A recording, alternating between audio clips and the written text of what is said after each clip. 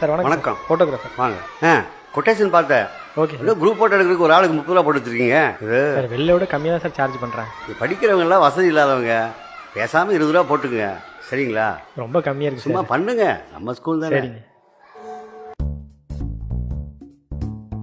Sir. Good morning sir. Good morning. ஸ்கூலில் phone use பண்ணக்கூடாதுன்னு எத்தனை நாள் சொல்லியிருக்கிறேன்.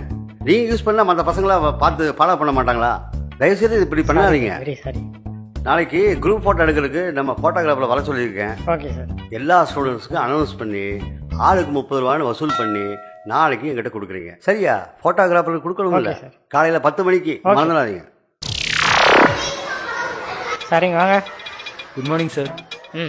நாளைக்கு குரூப் ஃபோட்டோ எடுக்கிறதுக்காக ஃபோட்டோகிராஃபர் வர சொல்லியிருக்கோம். Okay sir. பர் ஸ்டூடெண்ட்டுக்கு 40 ருபீஸ் கலெக்ஷன் பண்ணணும். 40 ருபீஸா சார்? ஆமாம்.